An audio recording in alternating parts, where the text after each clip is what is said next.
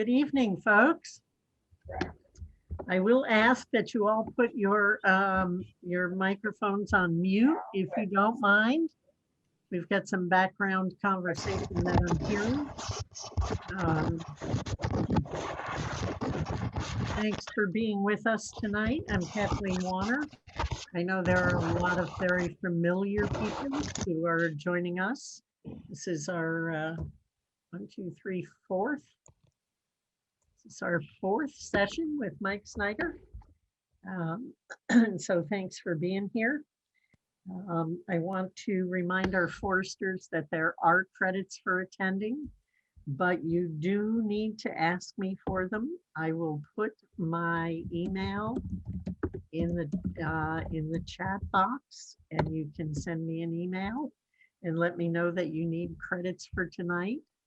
And then I'll take care of doing that.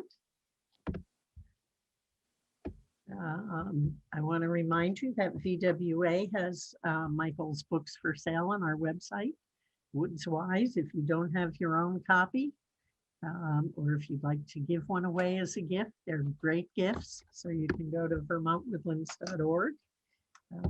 I hope you're all VWA members. If you're not, I would encourage you to check out our website and consider joining as well.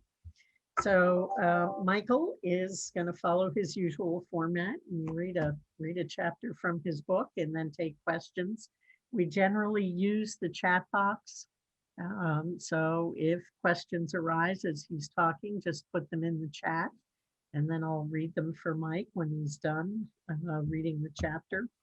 If you have, if you really would prefer to raise your hand and ask the question, we can accommodate that as well.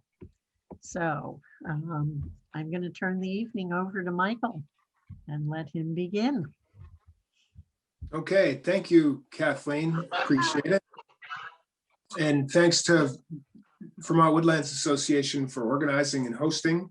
Appreciate that. And good evening to everybody. Thanks for being here. I'm happy to join with you. I'm thrilled to spend another evening sharing a few essays from the book, Woods Wise, an exploration of forests and forestry,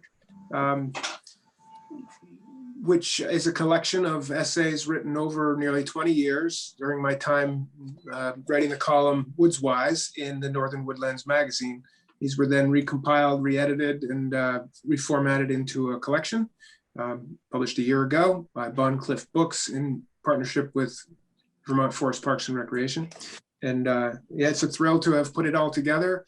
Most of it came from my time trouncing around in the woods with Vermont landowners, listening to their questions and their theories and their ideas and curiosities. And it really was the genesis of each and every one of the essays in the book. And it's a real pleasure to have it all in one place now and have a chance like this to share it with folks. So what we've done each night is in the series is just I read a couple, pausing after each one for some questions and comments and whatever, a little conversation, which is fun. And I encourage you to jump in as you wish and participate in that. It's a nice part of it. I will, with that, I'll begin reading from, we're working our way through sequentially through the book. And tonight we begin with chapter 9, which is, incidentally, if you don't know, each of the chapters is in response to a question. So it starts with a question, and then I attempt to address, if not completely answer, the question. So here we go for tonight, chapter 9. Why do leaves in spring sometimes appear more red than green?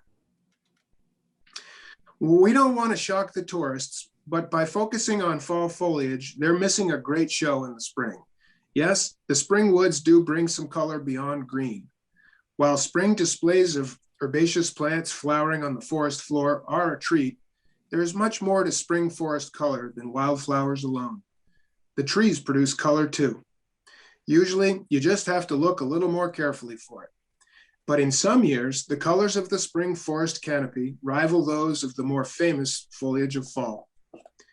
As trees break winter dormancy and their buds develop into various leaves, twigs, and flowers, the canopy across entire hillsides may change colors in varying combinations and intensities before it resumes full physiological function and settles into your basic early summer green.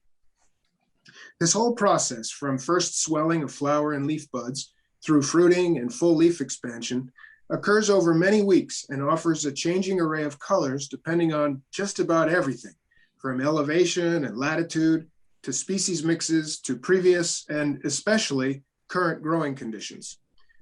The spring show features many varying shades and tones, from yellows and browns to pale green and even purple. But as in the more celebrated fall display, it is the reds, so distinct in a greenish world, that sometimes steal the spring show.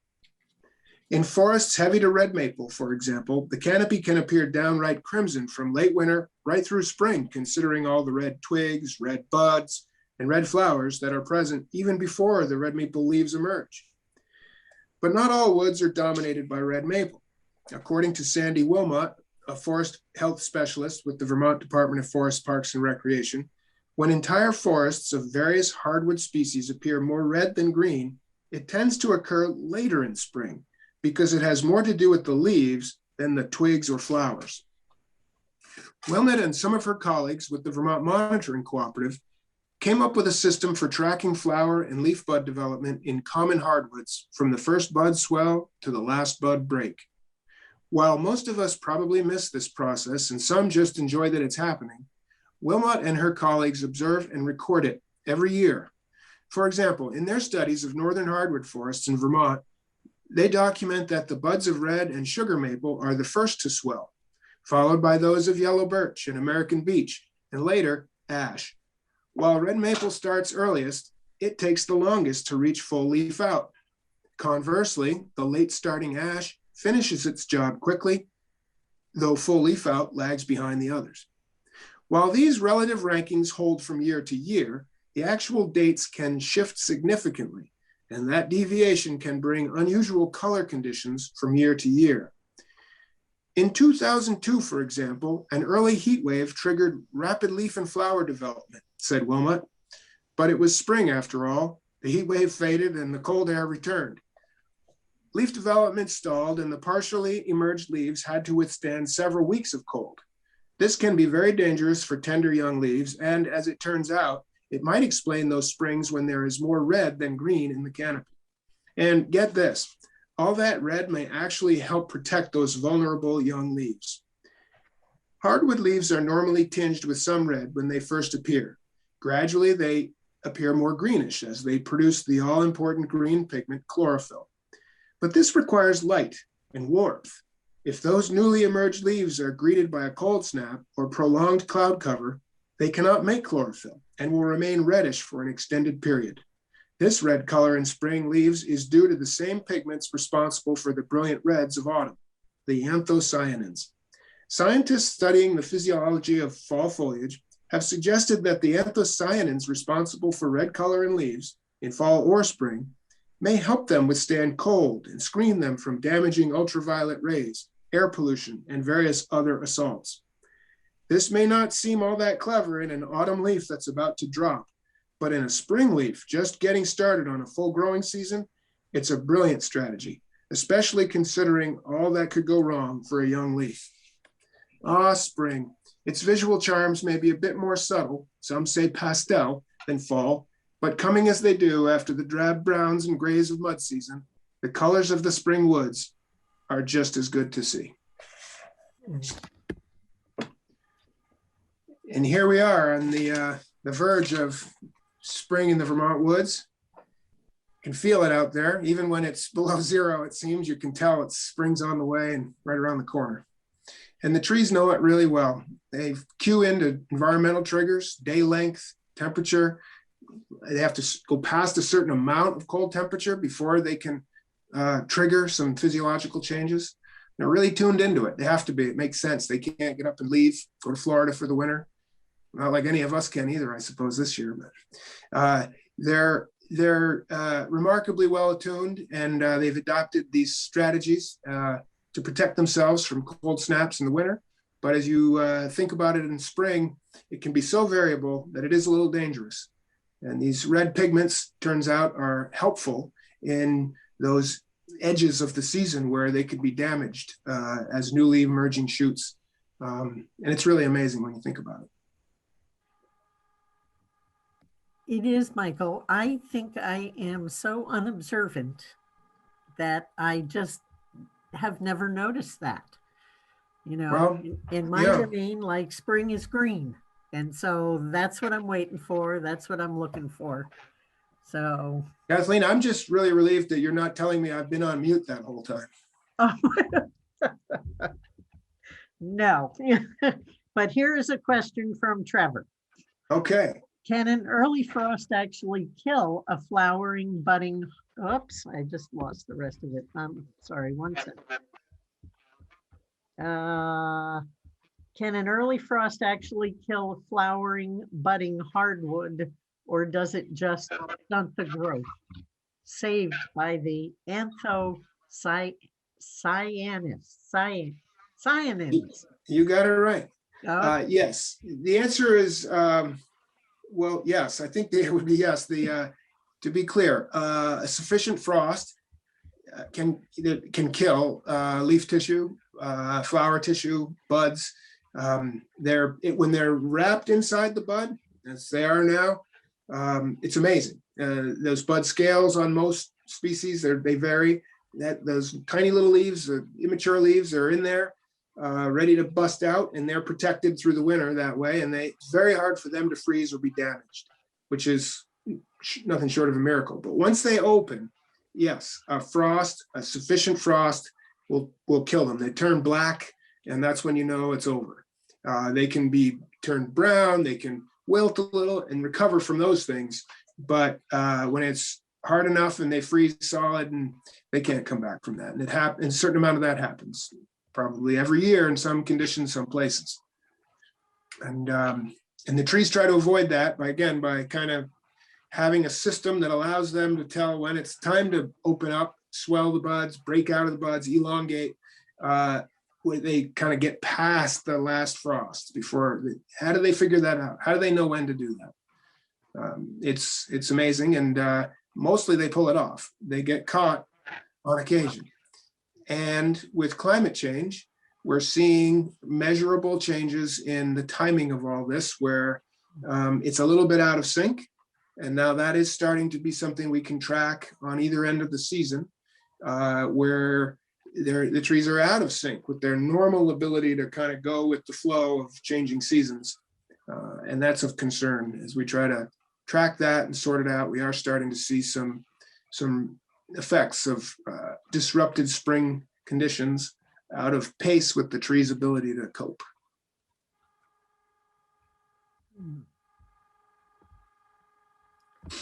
Other questions, folks?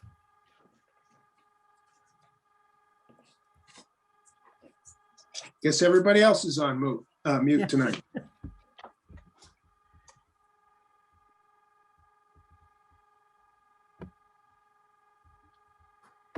Good group of folks out there too, isn't it? Yeah, it is. It's a nice group. I guess they're in the mood to listen. Well, we can handle that. Got a lot of words in this book here. Yep. So, we don't have any set schedule here, Michael. Okay. If you want to go on to the next chapter, and then if you think of any questions that you would have asked about the last chapter, just go ahead and ask them. Sure. We're not fussy. I'm happy to move ahead and read some more and switch gears here with the next one. Chapter 10. This one begins with the question: does a hilly acre contain more land than a flat one? Does a hilly acre contain more land than a flat one? Every acre contains the same measure of land, regardless of whether it's steep, bowl-shaped, or the Great Plains.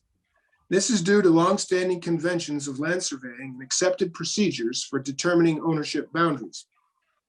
There's definitely a catch, however, in that not every measured acre contains the same amount of ground surface.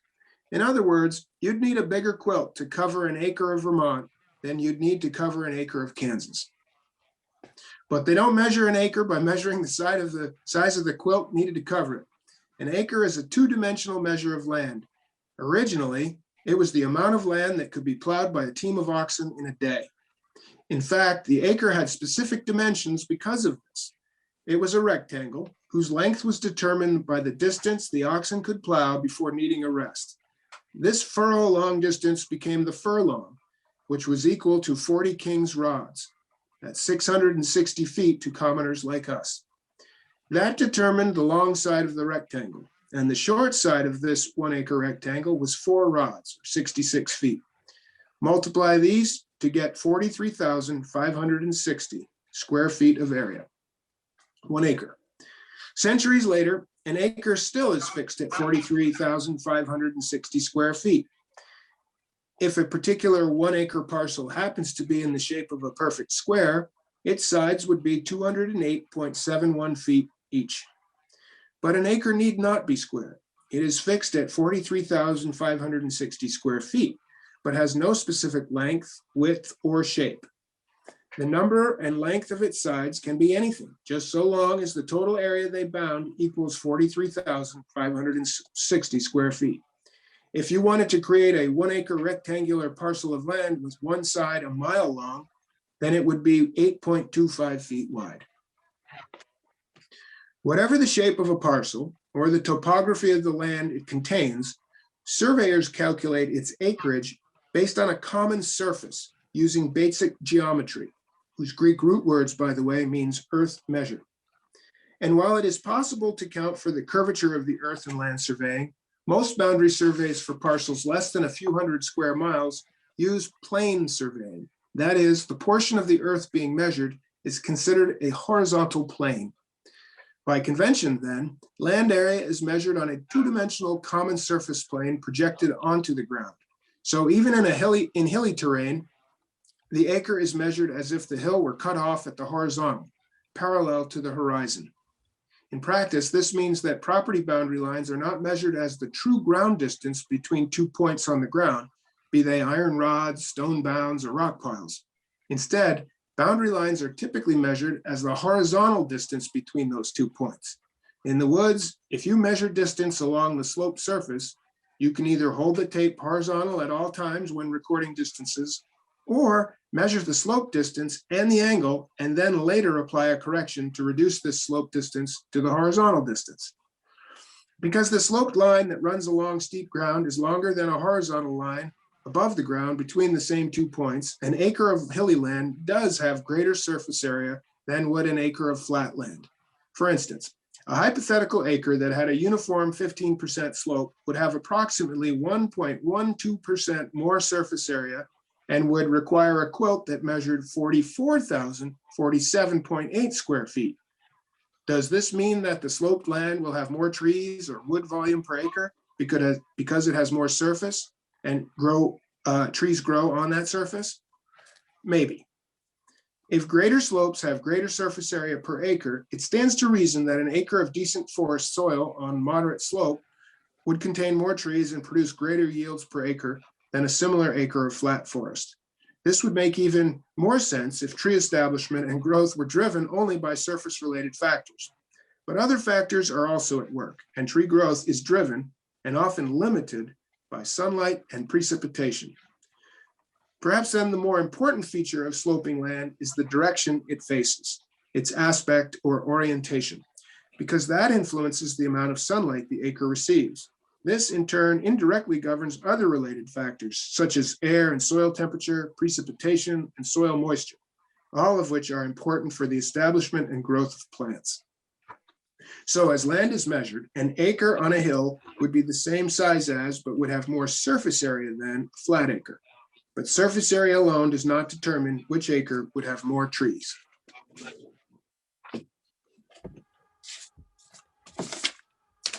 Thank you.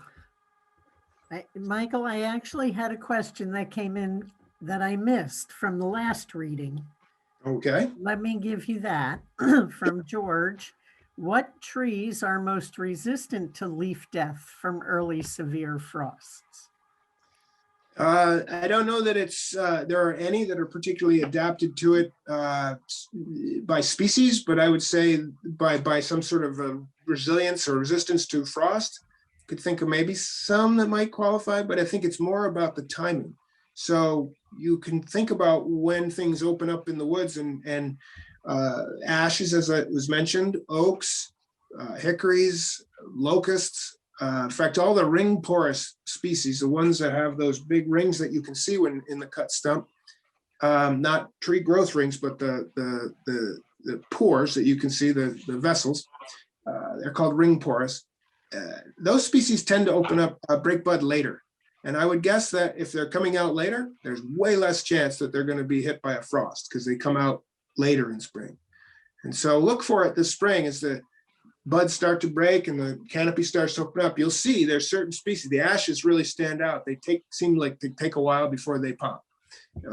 And that's one way we actually find ash stands or groups of them, is to see where gaps are in the canopy, and you can tell that's an ash. So they would just by avoiding frost, by breaking bud later, that would be a group of species I think would tend to avoid spring frost damage. Thank you. And now on to the next chapter from Trevor. If the trees are the same type, is it safe to assume more growth on the south side rather than the north? Well, any of you who've ever interacted with a forester, you're probably comfortable or very used to hearing the words, "it depends." Because so much is just kind of varies. There's so many complicating factors out there. But if pressed and pushing to a sort of generalization, given what determines growth and what drives growth, tree growth, those factors, principally moisture, sunlight, access to nutrients dissolved in the water, those are going to be, except for maybe the nutrients, the soil nutrition, those are all going to be limited, relatively speaking, on the north side. So it would stand to reason that as a general rule, you would expect lower growth on the north side versus the south side because of what trees need to grow, and that it's relatively limited on the north sides. Thank you. And Trevor also says, this is the best explanation of an acre, even in all my survey classes. It's really nice to hear, actually, because surveying, part of the forestry curriculum at UVM when I was a student there, I think it was about 100 years ago now, civil engineering was a part of the forestry curriculum, and surveying was a big piece of that. And I loved it and was so fascinated by it. And but I would agree, they never really explained that. And in fact, it was among my first jobs. I worked in high school for a land surveyor with a machete and a plumb bob, cutting line, and it's a great way to enter work in the woods. And it really made me more comfortable with the math that was going to come. And even as a teenager, knowing that there was a practical way of using it. And I just have such fond memories of surveying, and I get a kick out of Trevor's comment because they didn't really explain it that way. And so it's fun for me to take on that question. Okay, from Bill, I remember hearing an old saying that said Vermont has more land than Texas if you flattened it out. Do you know if any GIS techies have tried to calculate this? I don't. It's great to hear from my man Bill. And I don't. I suspect they've done it, or someone has. I'm not aware of it. It's just this quilt idea, though, that if you'd need a bigger quilt. Kathleen, I hope you appreciate the quilt reference. Absolutely. But no, Bill, I don't. And I'm just, I'm not quite the Luddite that you profess to be, but I'm not that much far ahead of you. So I'm not really aware of what's out there in that GIS realm I'm sure they could press a couple of buttons and spit out an answer. Who would we ask? Well, any of the the geographic information specialists, say GIS, folks at in the Agency of Digital Services, for example. Okay, well, that would be an interesting question to explore. I know Texas is pretty big. Yeah. I would say that based on the example you gave of a 15-degree slope only being what, 1.5%, 2%. Not even, right? It's unlikely that Vermont exceeds this area of Texas. Yeah, I think you're probably right. And I was hoping to avoid having to say that. So thank you. But I'd like to think we exceed Texas in so many other ways. Well, there's at least one way we do. I was a college student getting a summer job in the forests, in the high elevation forests in southern New Mexico, way back when. And a couple of us Vermont forestry students got these summer jobs, measuring and marking timber in Douglas fir and ponderosa pine country. And we drove out there in an old jalopy, and we took a long route camping our way out there and went down and entered in East Texas and drove across Texas to get to New Mexico where our station was. And we picked up in a rest stop a map I'll never forget, because I'm flipping through it. And there was a little saying on the back of it, and said, "The sun has riz, the sun is set, and here we are in Texas yet." And boy, was that ever true. It just kept going and going and going. That's a big state.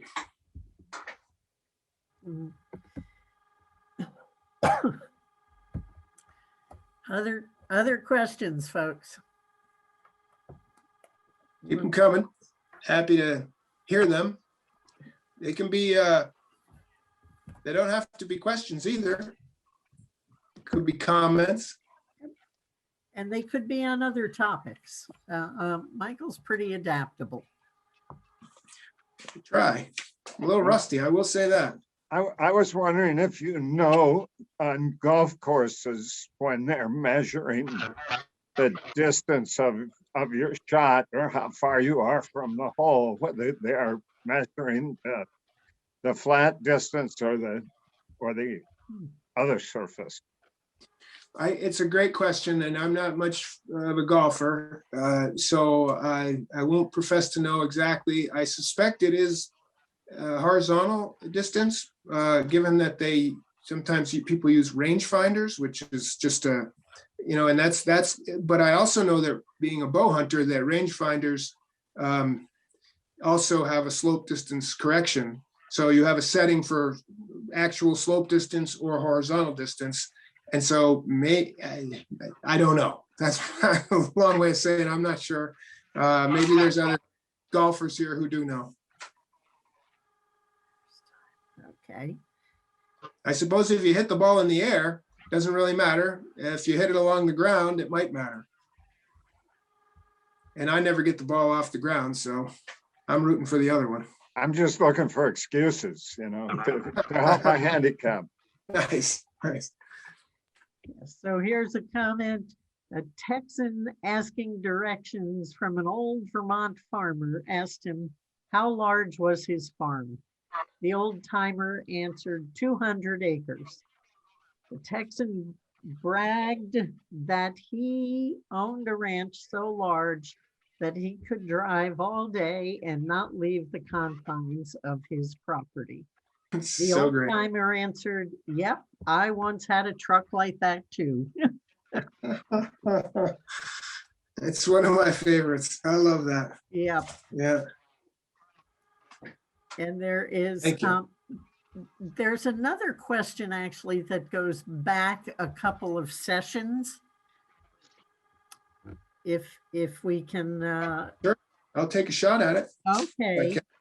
So I gotta figure out who this is from. I can't quite tell. Chuck. Okay. So I listened to the recording of the session that discussed compaction and have a question about that. So when harvesting is rutting inevitable, when does rutting become a problem, and can ruts be repaired?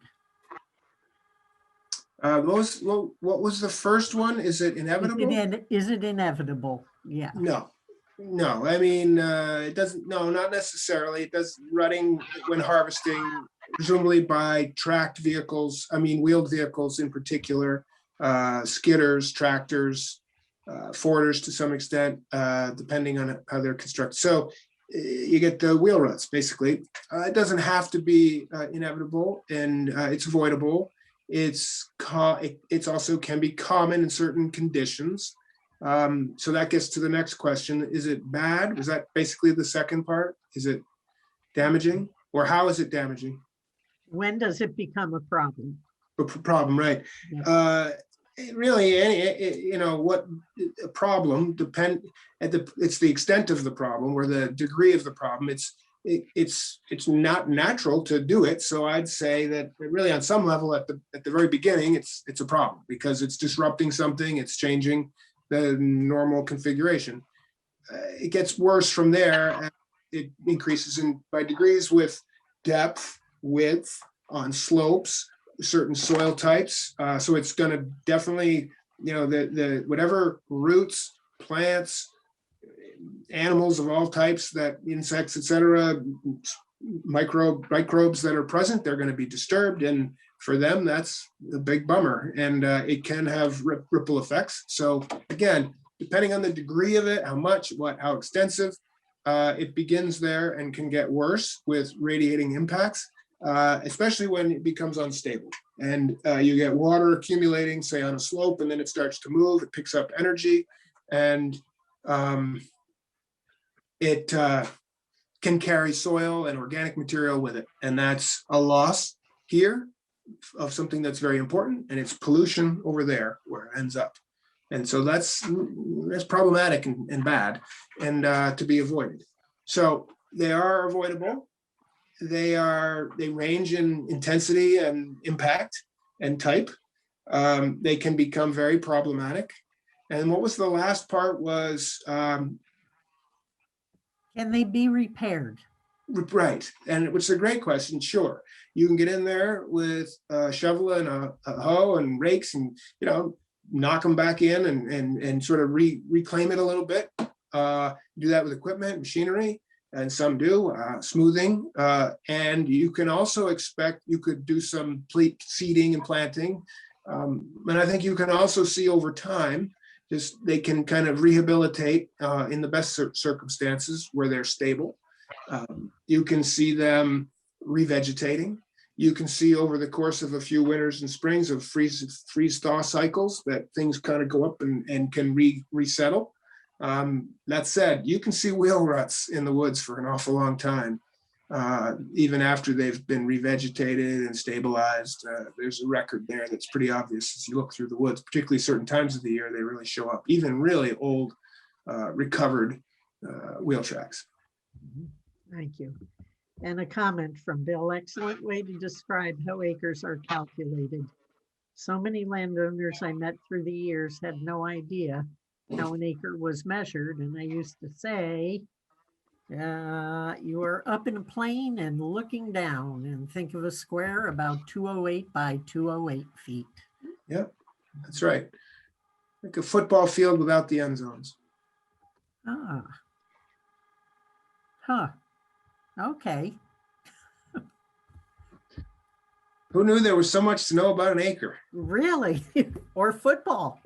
They had me at the area an team of oxen could plow in a day. That was just fascinating to me when I read that, and how we build from there, and have some of these things stick around till today, and then become so important in commerce and real estate, and knowing your acre from your furlong is a good idea. Shall we continue?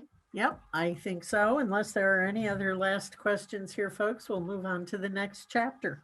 I'm happy to do so. You can always come back to other questions. Yep. Well, this one's a little bit difficult.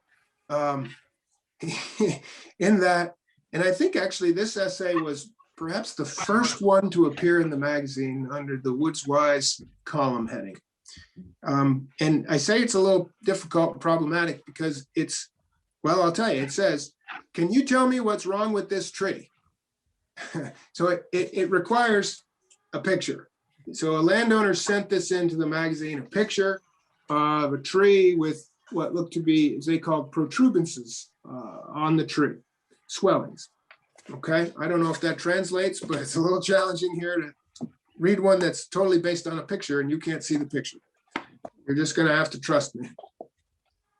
So the question was, can you tell me what's wrong with this tree?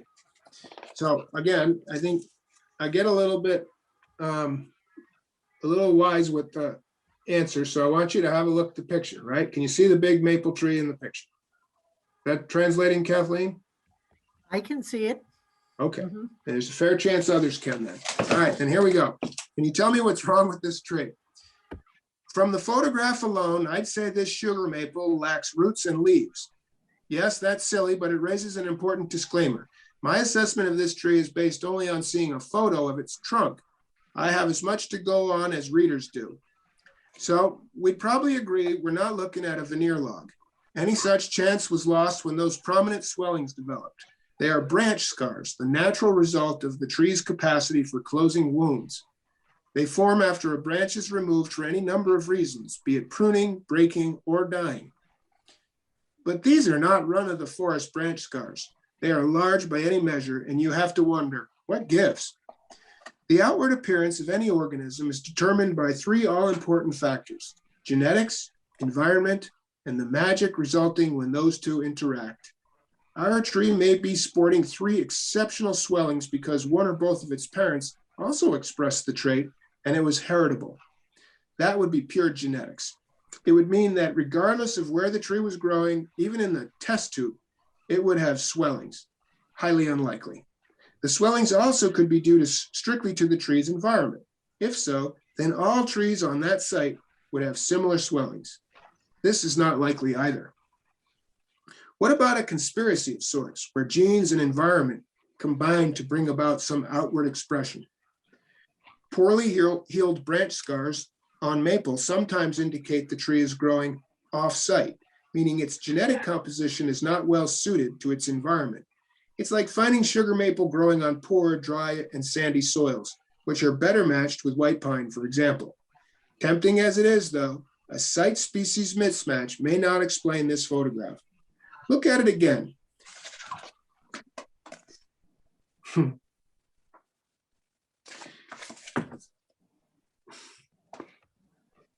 Sure, those overground knots are sizable, but they're not all that poorly formed. They appear to be completely closed over. That's a good sign. We know trees have a tremendous capacity to compartmentalize and close over wounds, and we know that that ability can be hampered by stress such as growing off-site. But further clues suggest such off-site trees may not be stress may not be at work here. Indeed, this tree's wounds appear to be closing well, especially considering the size of the branch stub to be grown over. The bark between the swellings looks clean, with no sign of cankers or insect damage. Except for the swellings, it has the look of a thrifty, reasonably well-growing sugar maple. What then do the swellings indicate? I'd say large branch stubs. The swellings are large simply because it takes so much growth to close over such large stubs. Question then becomes, what caused such large branch stubs? It could have been almost anything. Breakage due to wind or ice or overly aggressive young tree climbers certainly could have done it. It also may have been caused by poor pruning technique. These swellings are exactly what you don't want to have why you don't want to leave large stubs when you prune off a branch. But since I have to guess, I'd say this tree grew up in an open, maybe even in an old pasture. Open grown trees tend to have more and lower branches, and these tend to grow larger than the shaded lower branches on a forest grown sugar maple. Later, when the pasture was abandoned, the forest closed around this tree.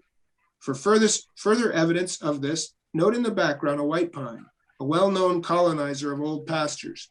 The maple's branches succumbed to shade from above, eventually dying and falling off. leaving exceptionally large stubs to be closed over. And from what I can see, it's doing it well.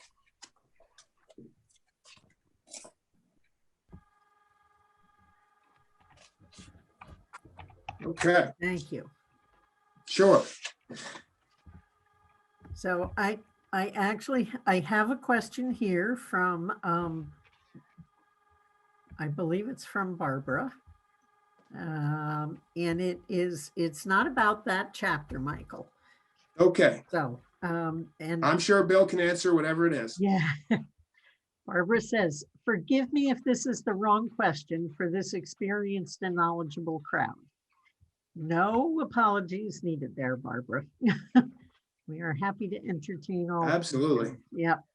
I inherited 43 acres of forest, enrolled in tree farm program in Wethersfield. We live in New York, but my adult boys and I would like to get to know the land and the wildlife more, and at least cut some paths that allow us to enjoy walking. Perhaps put in a tent platform at some time, so we can see what's going on with the harvest. What do we do? Where do we go to get guidance on how to do this? Where to put in a path? There is a cliff area and some bog. Appreciate all suggestions. That's great. Remind me, was it 40 acres in where? 43, 43 acres where? Wethersfield. That's great. I would start with reminding folks that as far as we're concerned, the only dumb question, stupid question, however you want to say it, is the one you don't ask. That you just start there. So it's great. And wanting to know where to go, how to get resources, access, advice, it's a perfectly good question for this crowd. And I would encourage you, I would start by saying you have a lot of options. We are blessed in this state with a tremendous array of professionals with wide-ranging expertise who are really great about meeting people where they are, helping you see the woods the way for what you're interested in. And I would start with your county forester. It's a free service. These are the county foresters who work, excuse me, for Forest Parks and Recreation, who can come to visit you, walk your woods with you, and help you understand what's there, listen to your interests, and guide you towards that path that you want to create, or the best practices for doing so, who can help you do it, give you guidance of all kinds. And I used to be a county forester before becoming commissioner, and I can tell you that, as I used to tell people, the best thing about my advice is you can ignore it if you wish. And we're not even going to charge you for it. So I'd say start by calling your county forester. I guess you're in Windham County, right? And we've got a couple folks down there that can help you out. Bill, who's on the call here, is a retired Windham County forester. And I think you would probably be working with Hannah Dallas, would be the person for that area. And she's, as I say, experienced, got great expertise, and is a great teacher in the woods and of all kinds of interests. So that's where I'd start. Thank you very much. You bet. Bill, thank you. Bill Gunther put a lot of information in there for Barbara too. Did I get it right, Bill? You did. Oh, good. You did. Yep. Except it's Windsor County. All right. Did I say Windham? Yeah. Yes, of course it's Windsor County. Yeah. Oh boy. So, Bill's going to take me to task for that. yeah. I got Hannah right though, because I knew where it was. You did. Yep. So back to the question about the tree from Trevor. Wait a minute. Is this what my forester refers to as compartmentalization? Yes, exactly what it is. I think we covered this in one of the earlier essays, where trees have an ability to wall off the injury. They don't heal, they seal. And by building a wall of cells, thus limiting the damage. And then that the increasing extent of rot or decay or further entry from outside organisms, they wall it off, and then they can grow over that and grow outside of it. And that's what these swellings are. It's an old wound that's been grown over, and it just continues to grow outside of it and keeps that injury of whatever form inside, keeps it from spreading. And that's why you can tap maple trees, over centuries, because if you do it right, you can capitalize on that tree's ability to close the wounds and then create new fresh wood, conducting sapwood outside of that, and allow you to continue to tap. Because they compartmentalize the wounds. Gold star for Trevor. Yeah. So a question from Eleanor, what causes trees to develop cat faces? Cat faces. I'm not sure I know what is meant by cat face. Can we, Eleanor? can you describe it further, Eleanor? What do you mean by a cat face? I'm sorry, I don't know what that means.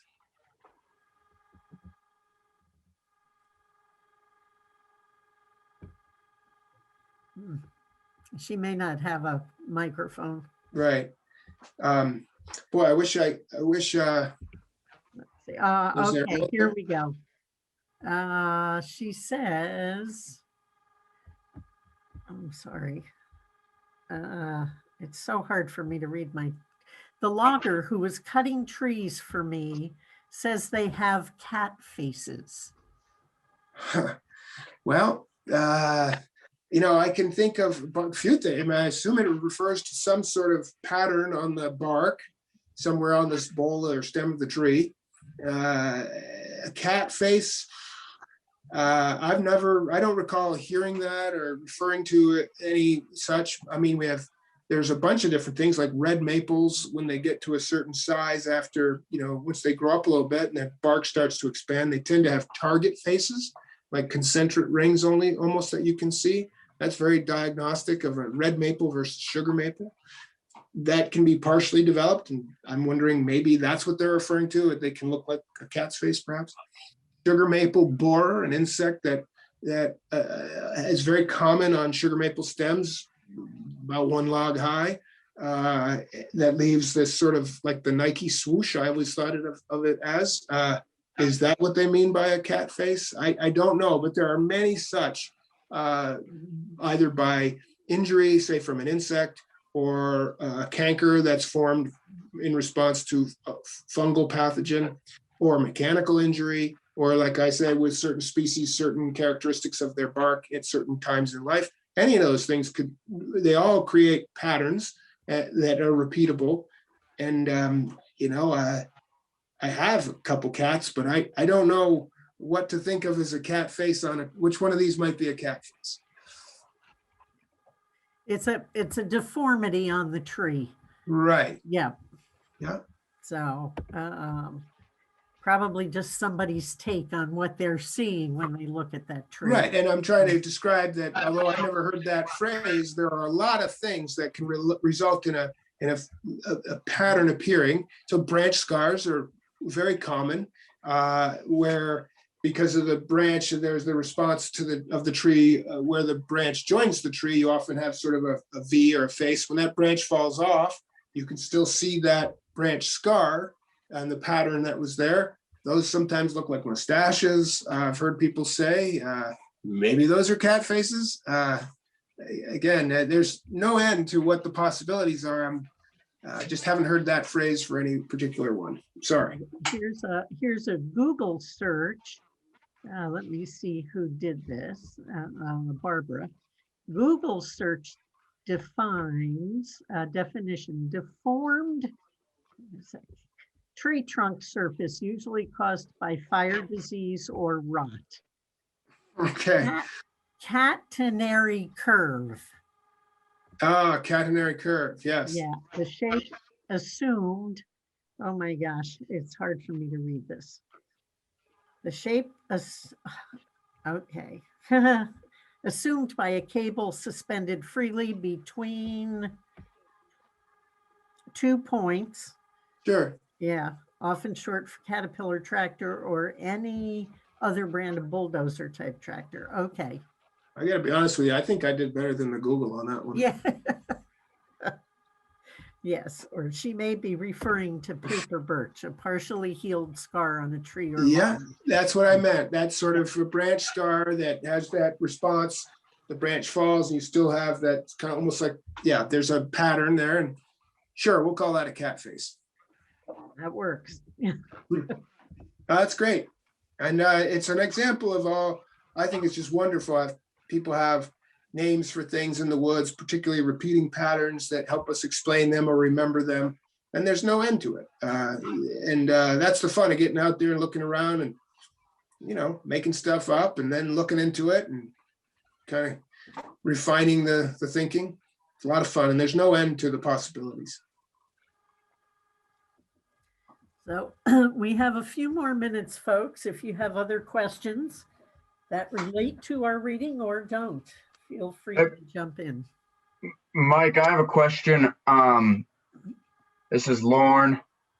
I'm not turning my video on right now, but we just tapped our trees. We put in 25 taps. My first time sugaring, very exciting. And I don't really know much about the healing process of our tap holes. What made me think about this mostly is that big storm a couple nights ago blew out like 6 of our taps. They're plastic. And so can I just stick those right back in the same tree? Or after, 2 weeks of drilling a hole, or so if a spile falls out and then, it's out for the next 6 days because I didn't put it back in because it's cold out, what's going on with that hole in that tree? That's a great question. And there's a chance it's still fresh, but I think depending with that many days, I think there's a very higher chance that it will dry out and not really be, it won't give sap when you put the tap back in, the spigot back in. I would guess. I think it's pushing it. And so you're either going to lose that tap or you might want to retap. So drill another hole. Well, that's the thing. And if you really need it, maybe that's the thing to do. Or you could try, depending, especially if I'm not sure where you are and when things got going, and they still may not have been opened. So you may be safe. That's what I'm saying. It's hard to know, and don't want to tell you just to go retap everything, but maybe pop a couple back in and see how things go in the next run, and check Right. those taps in particular. Yeah, and if those flow again, then I'm all good. That's right. And it's pretty early yet. I would think that maybe they haven't, sort of dried out yet. So Bill Gunther is actually asking what's the date when they were tapped? Just like a week. It was like maybe a week and a half ago, and then they fell out. They only fell out like 3 or 4 nights ago. You had a run yet? windy. We had one, yeah. We put 25 taps in, and we got about 15 gallons at this point. So great. Really exciting. Well, good luck to you. Built a barrel evaporator. That's great.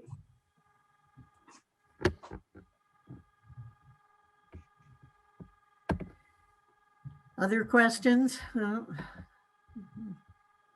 Oh. And a comment on the previous cat faces. So whoever that is, go right ahead.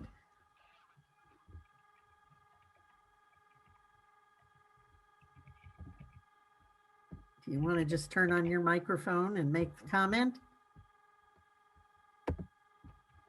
Oh, I posted it a bit ago. Is this Bill? Okay.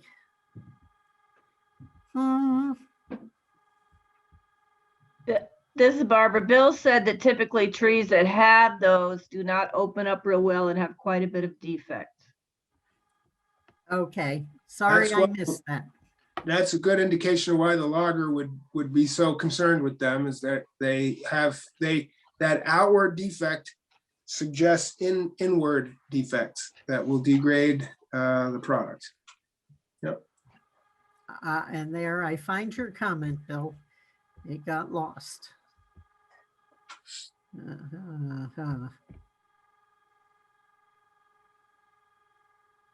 Referring, okay. But I think we got it from Barbara. Okay. Uh-huh. Okay. Just below, all right, yep. I'm not able to see the chat, Kathleen, so thanks for translating. Yes. The way my computer He is had one showing these more, tonight. Yeah. Kathleen, he had one more. He said she may be referring to paper. Oh, we got that, right? Paper birch. Paper patella. birch. Yeah. Mhm. Yeah, we got that. Okay. Yeah. Yeah. I think I did say that earlier. Oh. Yeah, my apologies if I missed anything. My chat is not showing up very well tonight in a readable fashion. Mike, I have one question, gonna drop in again.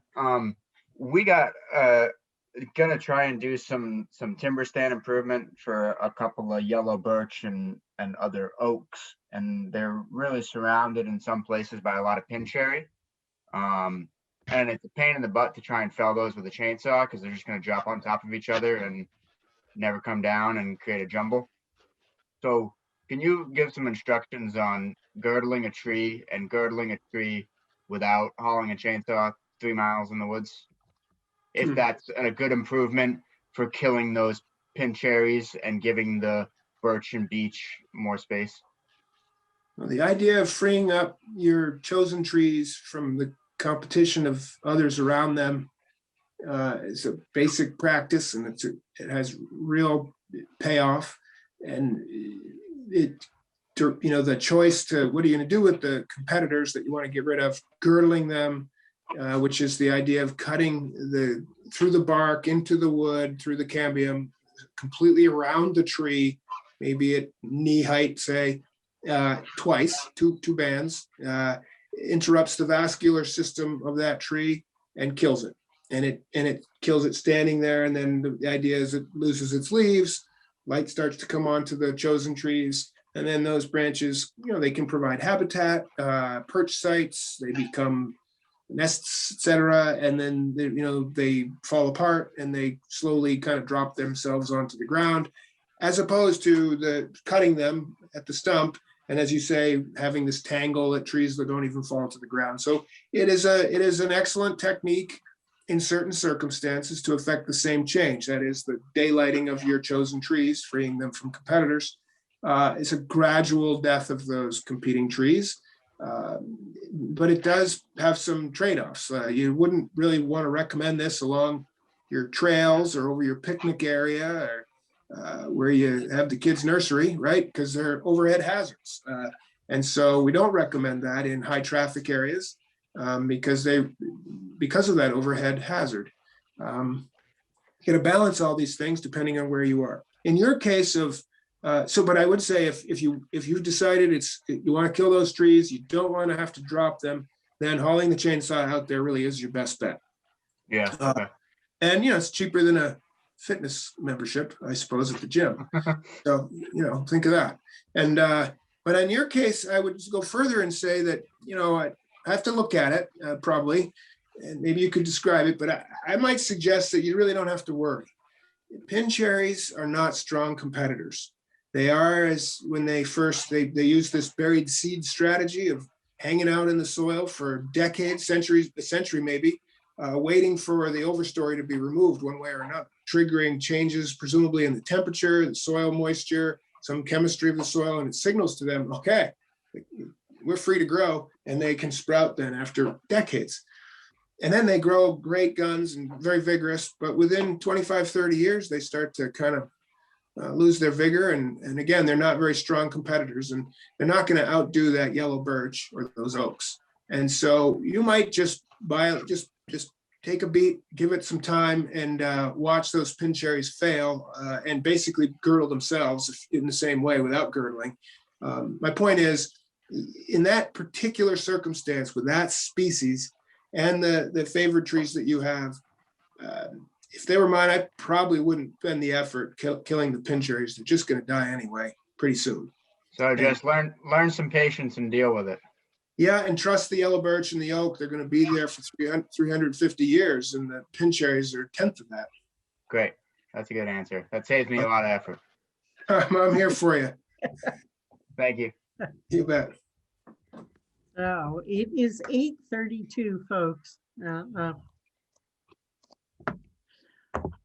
Pumpkin time for some of us. Well, thank you again, all of you, for your interest. It's a delight to be able to share trees and woods with you and our shared interest and love of them. So again, I'm tickled that you're interested, happy to do this. And again, thanks to Kathleen and Vermont Woodlands Association for organizing and hosting, and look forward to seeing you all in a month. Yes, and our next session, actually, April 1st. Oh, that April ought to be Fools', interesting. First I Thursday. won't make anything up, You seriously. won't make it. Well, you could. We'd have to guess what you made up. That's right. Thanks, folks, for being here. Thanks. It was Goodbye. a great evening again. Thank you all. Good night. Yep. Good night. Thank you, Michael. You're welcome, Kathleen.